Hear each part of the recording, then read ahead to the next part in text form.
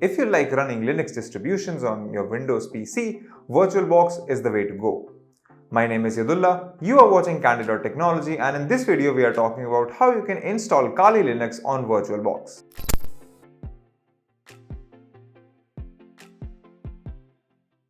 Installing Kali Linux on Virtualbox is actually a rather simple process because Kali Linux already provides you with pre-built images that you can import into Virtualbox or VMware. You can also download the ISO and set it up manually, and we'll be going over both the methods. So once you're on the Kali Linux website, link will be in the description below, just click this download button and you'll be taken to a page where you can choose your platform. Now installer images will provide you the ISOs that we're looking for, and virtual machines will provide you the pre-built images. For the first step, we're going to go ahead with virtual machines. So click here and then download the 64-bit VirtualBox image. You can also download the 32-bit image if you want, but we recommend sticking with the 64-bit as long as your PC can run it. Once you've downloaded it, you will get this 7-zip archive. You can extract it using either WinRAR, 7-zip, or the default Windows extractor. So once you have the two files extracted, all you have to do is launch VirtualBox. You can also double click this VBox file to directly import this into VirtualBox, but if you don't want to, open VirtualBox and click the add button. Now navigate to the folder where you've downloaded these files. So for me, that will be this folder, and as you can see, my VirtualBox file is here. Select this and click open. Now, you might have problems renaming this file once you've brought this into VMware. So it's better if you rename it outside of VMware and then import it, because if I try renaming it now, let's say Kali Linux rebuild, and I click OK, sometimes it works, sometimes it doesn't. So it's just better if you go ahead and do it. As you can see, this folder structure has already changed. So now if I click it, this should have a separate file named as the new image, while our VDI file remains the same. Let's open VirtualBox again, and as you can see in the settings, everything is already configured and ready to go. Snapshot folders, clipboard, drag and drop, everything is working. System has enough memory. Just increase the memory to 4 GB at least, because 2 GB can be a little less for VirtualBox.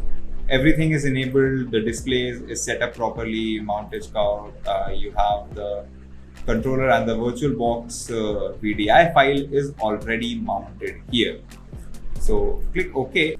So once you're done importing your pre-built image into VirtualBox, you can just click this start button and the image should start booting up. As you can see, it's powering the VM up, and we should see a terminal pop up in a minute or so.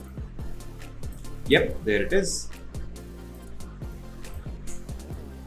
And as you can see, it's already running. I'm just going to select the Kali GNU Linux option. Wait for it to load, and Kali should start booting up in a minute. Yeah, so as you can see, we have Kali Linux now initializing on our system. In the case of Kali Linux, the default username and password is just Kali, and password is also Kali. You do that, hit enter, and now you have a fully functional Kali install running on your system. Let's give it some time to load up, and here we go. This is running and working just fine. Now keep in mind that this is running as a live image. If you want to install it, you're going to have to follow the advanced options and start the installation from there essentially. So let me just shut down this machine, power it off.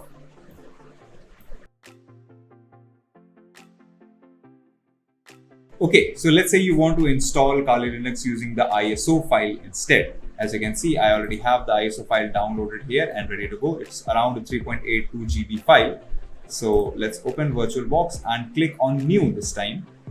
So this will create a new virtual machine. So let's type in the name here. So Kali Linux ISO image. You can choose the folder where to save it, and you can select the ISO file from here as well. So I'm just going to click other, and it will ask me to navigate to my ISO file. So I will do that and select my ISO, click OK, and it should automatically pick up your OS type and everything else. Now click next.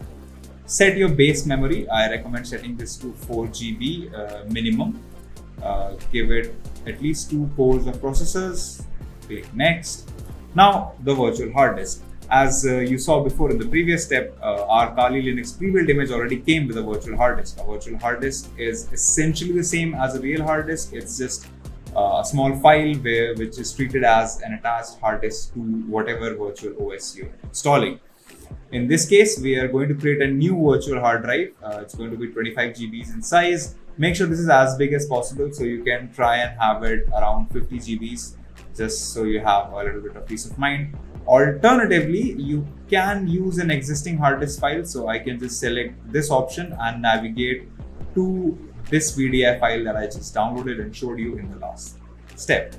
For now, we're going to go ahead with a new one. So select 25 GBs or whatever size you have on your system and then click next.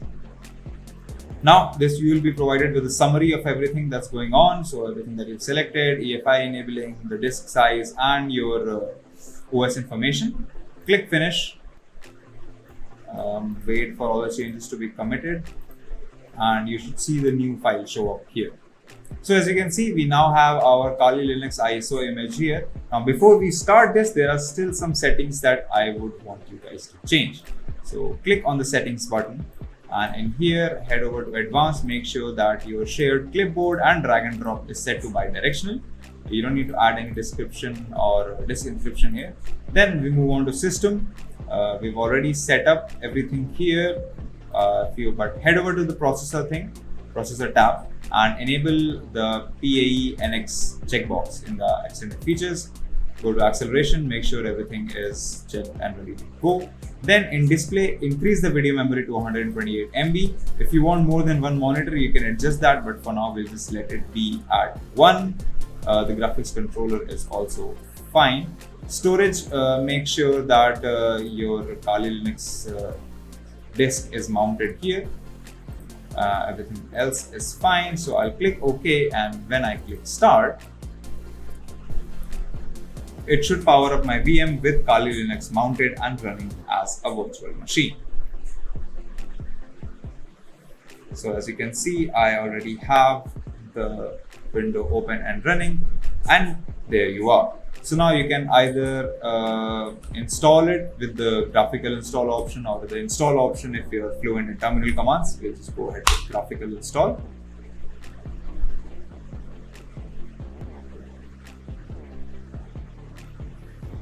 Give it some time to load up the interface, and there you go. Now you can follow along the on-screen instructions to install Kali Linux in Virtualbox. And those are the two methods you can use to install Kali Linux in Virtualbox or VMware or any other virtualization program for that matter. If you like these videos, consider subscribing, give us a thumbs up, press the bell icon and tell us in the comments below what more such content can we make for you. If you want to know more about tech, visit our website Candid.Technology, follow us on social media, follow me on Instagram or Twitter, and we'll see you in the next video.